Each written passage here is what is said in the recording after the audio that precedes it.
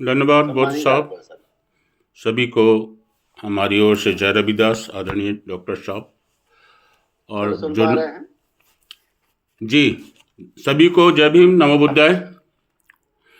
आदरणीय डॉक्टर साहब और सभी साथीगण, आज के इतने अच्छे विषय पर अमूल विचार लोगों ने रखे हैं, लेकिन असली जो बातें हैं वो रह गई हैं। तो डायबिटीज़ के बारे में डॉक्टर साहब बोलेंगे, लेकिन मैं सिर्फ शोषण के बारे में ही बात करूंगा।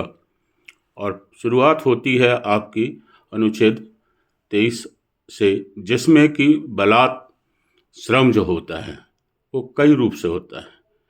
हम देखेंगे मध्य भारत के पूरे गांव में, जहाँ पर खेतों में लोग काम करते हैं, खदानों में काम करते हैं, पुताई रंगाई का काम करते हैं, उन लोगों को जो निर्धारित दर है वो दर से पैसा नहीं दिया जाता। निर्धारित जो समय है, घंटे, उन घंटों में उनसे काम नहीं कराया जाता। 8 घंटे निर्धारित है तो 12-12 घंटे काम करते हैं।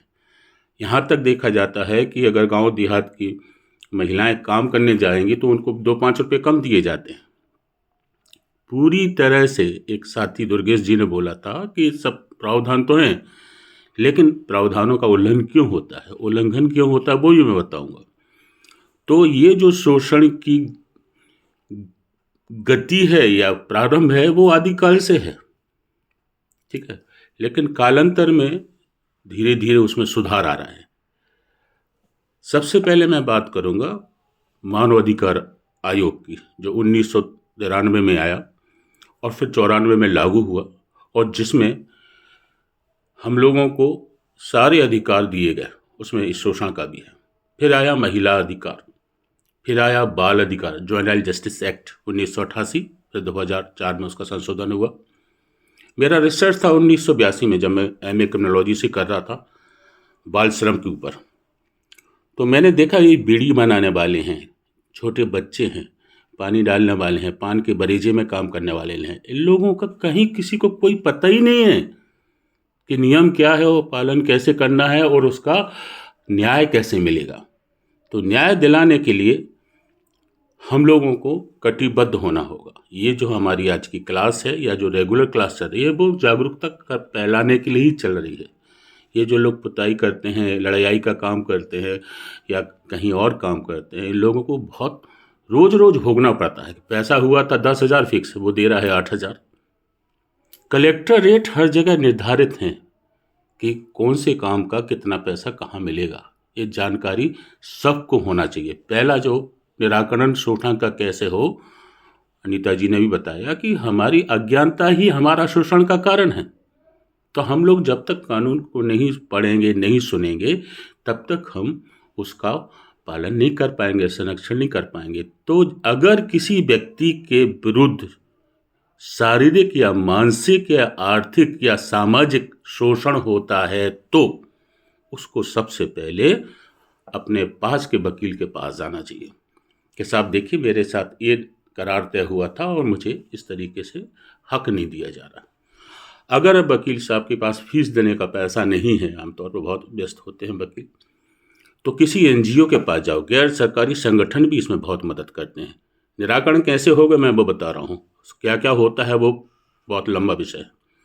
एनजीओ वाले, उनका उद्देश्य ही होता है, सरकार से उनको फंडिंग मिलती है कि वो समाज में जितने भी अत्याचार हैं, शोषण है, प्रताड़ना है, उनको रोका जाए। अगर मान लो एनजीओ वाले भी हेल्प नहीं करते हैं तो आप सीधे के सीधे जाके किसी पेपर वाले से मिल लो। पेपर वाले ऐसी खबरें ढूंढते रहते हैं कि यार इसके साथ ऐसा हुआ। अभी जैसे मध्य प्रदेश में, राजस्थान में, उत्तर प्रदेश में जो भी प्रताड़ना हुई, उस प्रताड़ना के विरुद्ध कितना बड़ा जनसमूह खड़ा हुआ। डॉक्टर साहब हमारे खुद हर जगह जाते हैं, और अकेले वो नहीं जाते, उसके साथ टीम भी रहती है और बहुत शिद्दत से लड़ाई करते हैं। तो शोषण हो रहा है, सदियों से होता भी रहेगा, क्योंकि ये जो वर्ग संघर्ष की थ्योरी है, जो लोग कार्ल मार्क्स को नहीं पढ़े हैं थोड़ा पढ़ें, क्योंकि इसको भारतवर्ष में लोगों को पढ़ने नहीं दिया कि सब एक कार्ल मार्क्स को पढ़ने वाले नक्सलवादी हो जाते हैं।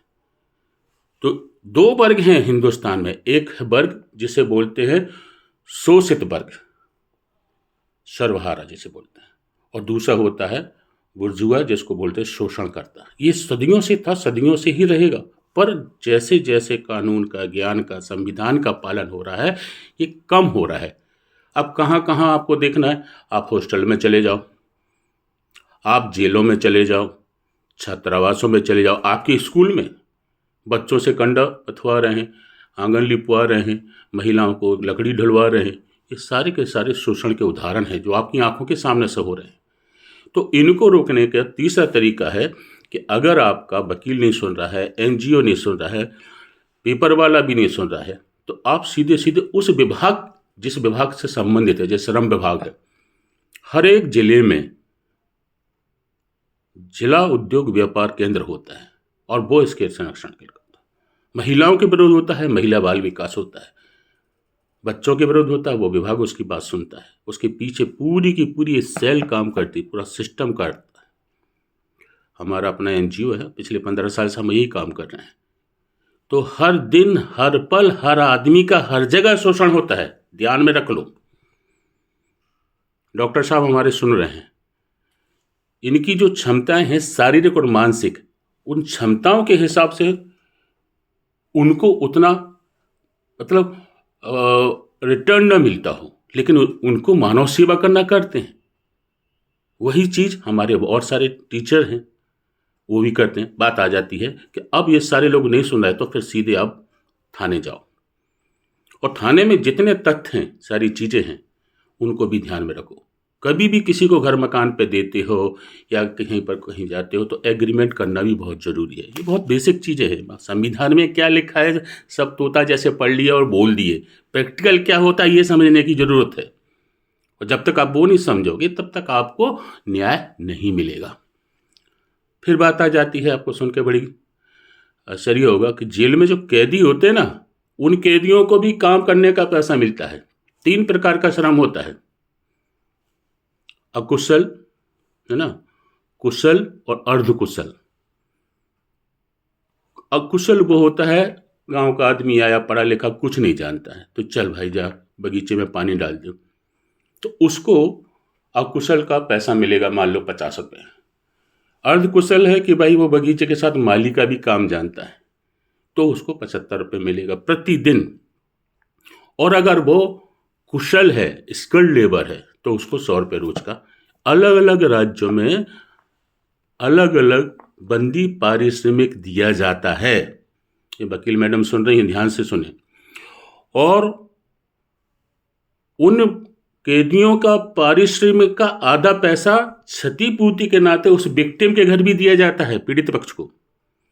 नारायण जी रहे डीएसपी, जानते हैं कि जिस व्यक्ति ने जिसके विरुद्ध जो अपराध किया है, उस व्यक्ति को जब तक जेल है, मान लो 10 साल जेल है और 1 महीने में वो 2000 रुपये कमाता है, तो 1000 रुपये उस कैदी के खाते में जमा होंगे और 1000 रुपये पीड़ित पक्ष को जाएंगे। और करोड़ों रुपए सभी सेंट्रल जेल में पड़े हुए हैं, लोगों को पता नहीं है। तो शोषण के विरुद्ध जितनी भी बातें हैं उसको जागरूकता में लाने की ज़रूरत है। अब मुझे लगता है डॉक्टर साहब का समय हो रहा है बोलने का, इसलिए उन्होंने थोड़ा शारीरिक इशारा किया है।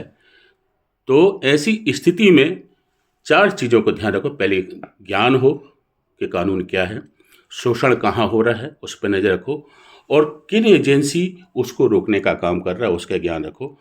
और इसके बाद अगर नहीं मिलता है तो मेरा नंबर मैंने अभी डाला हूँ चैट बॉक्स में, उस पर लिख लीजिए। और विस्तार से किसी को कोई जानकारी चाहिए तो मैं देने को तैयार हूँ। आपने बोलने का अवसर दिया, बहुत धन्यवाद। जय रविदास, साधुवाद।